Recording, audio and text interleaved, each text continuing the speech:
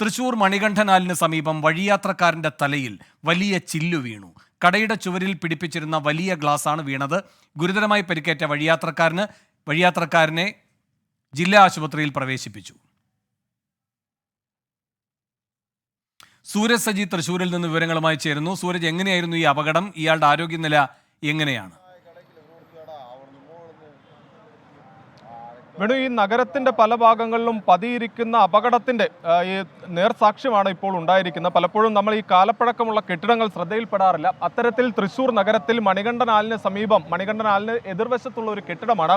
ആ ദൃശ്യങ്ങളിലേക്ക് പോയാൽ ആ കാണുന്ന വലിയ ചില്ലാണ് ഈ താഴ്ഭാഗത്തു കൂടി നടന്നുപോയ ഒരു യാത്രക്കാരന്റെ തലയിലേക്ക് വീഴുന്നത്. തൊട്ട് മുകളിലുണ്ടായിരുന്ന ഈ തൊട്ട് താഴത്തെ നിലയിലുണ്ടായിരുന്ന കടയുടെ ഷീറ്റിൽ വീണതിന് ശേഷം ഇത് താഴേക്ക് പതിക്കുകയായിരുന്നു. ആ സമയത്ത് ഈ വഴിയാത്രക്കാരൻ, ഞാൻ ഇപ്പോൾ നിൽക്കുന്ന ഈ ഭാഗത്തായിരുന്നു ഉണ്ടായിരുന്നത്. ഇതിലൂടെ നടന്നു പോകുന്ന സമയത്ത് ഈ ഗ്ലാസ് താഴേക്ക് പതിക്കുന്നു. അത് കൃത്യമായി ഈ വഴിയാത്രക്കാരന്റെ തലയിലേക്കാണ് വീണത്. വലിയ രീതിയിൽ പരിക്കേറ്റ ഈ വഴിയാത്രക്കാരനെ നിലവിൽ തൃശൂർ ജില്ലാ ആശുപത്രിയിലേക്ക് പ്രവേശിപ്പിച്ചിട്ടുണ്ട്. എന്തായാലും നമ്മളോടൊപ്പം ഈ സമയത്ത് ഇവിടെ രക്ഷാപ്രവർത്തനത്തിലെത്തിയ ഫയർഫോഴ്സ് ഉദ്യോഗസ്ഥർ ചേരുകയാണ്. എന്താണ് സാർ സംഭവിച്ചത്?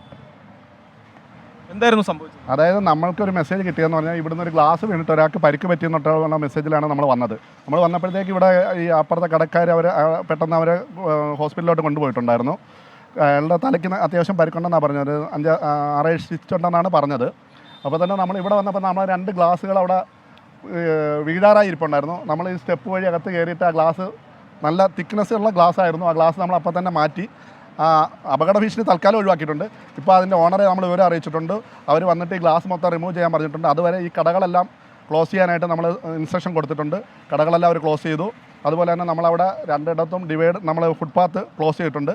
തൽക്കാലം നമ്മൾ അങ്ങനെ ചെയ്തിട്ട് നിൽക്കുകയാണ്. അവർ വന്നത് ഗ്ലാസ് എല്ലാം റിമൂവ് ചെയ്തതിന് ശേഷം മാത്രം കടകൾ പ്രവർത്തിച്ചാൽ മതിയെന്ന് പറഞ്ഞിട്ടുണ്ട്. ഇത്തരത്തിൽ തന്നെയാണ് നിരവധി ഗ്ലാസുകൾ ഇതിന്റെ മുകളിലത്തെ നിലയിലുണ്ട്. അതുകൊണ്ട് തന്നെ താഴത്തെ ഈ കടകൾ തുറന്നു പ്രവർത്തിച്ചാൽ അപകടമുണ്ട് എന്ന പശ്ചാത്തലത്തിൽ ഈ കടകളെല്ലാം താൽക്കാലികമായി അടപ്പിച്ചിട്ടുണ്ട്. എന്തായാലും ഈ കെട്ടിടത്തിന്റെ കാലപ്പഴക്കം, അതുപോലെ തന്നെ ഈ ഗ്ലാസ് അന്ന് അഴിച്ചു വെക്കാതെ പോയതാണ് ഈ അപകടത്തിനിടയാക്കിയതെന്നുള്ളതാണ് പ്രാഥമിക നിഗമനം. എന്തായാലും പരിക്കേറ്റയാൾ നിലവിൽ തൃശൂർ ജില്ലാ ആശുപത്രിയിൽ ചികിത്സയിലാണ്. സൂരജ്, ഈ കെട്ടിടത്തിന് ഒരുപാട് പഴക്കമുണ്ടെന്നാണോ മനസ്സിലാക്കാൻ കഴിയുന്നത്? വേണു, തീർച്ചയായും ഈ ദൃശ്യങ്ങളിലേക്ക് പോയാൽ തന്നെ നമുക്ക് കാണാം ഈ കെട്ടിടത്തിന് കാലപ്പഴക്കമുണ്ട്. അതുകൊണ്ട് തന്നെ അവിടെ ഈ പ്രത്യേക ഇരുമ്പ് സ്റ്റാൻഡെല്ലാം ഉപയോഗിച്ചുകൊണ്ട് തന്നെ ആ കെട്ടിടം താഴേക്ക് വീഴാതിരിക്കുന്നതിന് വേണ്ടി ബീമിന് താങ്ങ് കൊടുത്തിരിക്കുന്നതാണ് ആ ദൃശ്യങ്ങളിൽ കാണുന്നത്.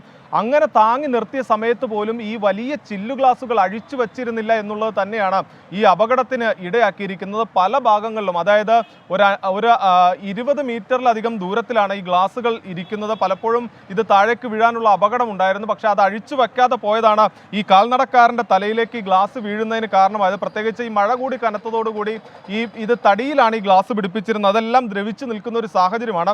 ഈ ഗ്ലാസ് വീഴുന്ന സമയത്ത് ഇദ്ദേഹം താഴത്തുകൂടി നടന്നു പോവുകയായിരുന്നു. അങ്ങനെയാണ് ഈ തലയിലേക്ക് പതിക്കുന്നത്. പക്ഷേ പ്രധാനപ്പെട്ട കാര്യം എന്ന് പറഞ്ഞാൽ താഴെ ഈ കടകളൊക്കെ വലിയ തിരക്കുള്ള കടകളാണ്. പ്രത്യേകിച്ച് ഒരു ഹോട്ടലുണ്ട്, തുണിക്കടകളുണ്ട്. അങ്ങനെ എപ്പോഴും ജനത്തിരക്കേറിയ മേഖലയാണ്. അതുകൊണ്ട് തന്നെ വീണ്ടും ഈ ഗ്ലാസുകൾ താഴേക്ക് വീഴാനുള്ള ഒരു സാഹചര്യമുണ്ട് എന്നുള്ളത് കൊണ്ടാണ് ഇതിലൂടെയുള്ള കാൽനട അടക്കം ഇപ്പോൾ ഈ ഫയർഫോഴ്സ് എത്തി നിരോധിച്ചിരിക്കുന്ന 100 മീറ്റർ ചുറ്റളവിൽ ഇപ്പോൾ ഇതിനോടകം തന്നെ കാൽനട യാത്ര പോലും അനുവദിക്കില്ല എന്ന് പറഞ്ഞുകൊണ്ട് ഇപ്പോൾ ഫയർഫോഴ്സ് ഇതിന്റെ നിയന്ത്രണങ്ങൾ ഏർപ്പെടുത്തിയിട്ടുണ്ട്. അതോടൊപ്പം തന്നെ താഴത്തെ കടയിൽ ഈ താഴ്ഭാഗത്ത് പ്രവർത്തിച്ചിരുന്ന കടകളോടെല്ലാം തന്നെ ഈ ഗ്ലാസ് അഴിച്ചു മാറ്റുന്നത് വരെ പ്രവർത്തിക്കരുത് എന്നൊരു നിർദ്ദേശമാണ് ഫയർഫോഴ്സ് നൽകിയിരിക്കുന്നത്. അതോടൊപ്പം തന്നെ കടയുടമയെ ബന്ധപ്പെട്ടു അടിയന്തരമായി തന്നെ ഈ ഗ്ലാസുകൾ അവിടെ നിന്ന് അഴിച്ചു മാറ്റണം എന്നൊരു നിർദ്ദേശവും ഫയർഫോഴ്സ് നൽകിയിട്ടുണ്ട്. എന്തായാലും ഇത് ഈ തൃശ്ശൂരിലെ മാത്രം അവസ്ഥയല്ല, തൃശ്ശൂർ നഗരത്തിലെ ഈ ഭാഗത്ത് മാത്രമുള്ള അവസ്ഥയല്ല. പല കെട്ടിടങ്ങൾക്കും കാലപ്പഴക്കമുണ്ട്. പക്ഷേ ഈ കാലപ്പഴക്കം ഉണ്ടാകുമ്പോൾ തന്നെ ഇത്തരത്തിൽ മുകളിൽ ഗ്ലാസുകൾ ഉൾപ്പെടെ പിടിപ്പിച്ചിട്ടുള്ള ഗ്ലാസുകളുണ്ട്. അതോടൊപ്പം തന്നെ ഈ ഷീറ്റുകൾ പിടിപ്പിച്ചിട്ടുണ്ട്. ഇതൊക്കെ എപ്പോൾ വേണമെങ്കിലും താഴേക്ക് പതിപ്പിക്കാം. ഈ ഒരു അപകടം ഒരു സൂചന, അത് തൃശ്ശൂർ നഗരത്തെ മാത്രം ബാധിക്കുന്നതല്ല, സംസ്ഥാനത്തിന്റെ വിവിധ ഇടങ്ങളിൽ നഗരത്തിൽ ഇത്തരത്തിൽ കാലപ്പഴക്കമുള്ള കെട്ടിടങ്ങളുണ്ട്. പക്ഷേ ആ കാലപ്പഴക്കം ബാധിച്ചു കഴിഞ്ഞാൽ ആ കെട്ടിടത്തിലുള്ള വസ്തുക്കളൊന്നും തന്നെ ഒഴിവാക്കാൻ ഒരു നടപടിയും സ്വീകരിക്കാറില്ല, അധികൃതരും അതിൽ ശ്രദ്ധ ചെലുത്താറില്ല. അങ്ങനെ ഉണ്ടായ ഒരു അനാസ്ഥയാണ് ഈ തൃശ്ശൂരിൽ ഒരു അപകടം ഉണ്ടാക്കിയത്. ഇതൊരു സൂചനയായി എടുത്തുകൊണ്ട് മറ്റിടങ്ങളിലും തൃശ്ശൂർ നഗരത്തിൽ ഉൾപ്പെടെ പല ഭാഗങ്ങളിലും സമാനമായ സാഹചര്യമുണ്ട്. അവിടെയെല്ലാം തന്നെ ഈ അപകട ഭീഷണിയുള്ള സ്ഥലങ്ങളിൽ ഇത്തരത്തിൽ ഈ ഗ്ലാസുകളും അതുപോലെ തന്നെ ഈ പിടിപ്പിച്ചിട്ടുള്ള ചെറിയ താൽക്കാലിക മേൽക്കൂരകൾ അടക്കമുണ്ട്. അതെല്ലാം അഴിച്ചു മാറ്റുന്നതിനൊരു നടപടി ഉണ്ടാകണം. ഉണ്ടായില്ലെങ്കിൽ വലിയ അപകടത്തിലേക്ക് കാര്യങ്ങൾ പോകും. വീണ്ടും സൂരജ് സജിയാണ് തൃശ്ശൂരിൽ നിന്ന് വിവരങ്ങളുമായി ചേർന്നത്.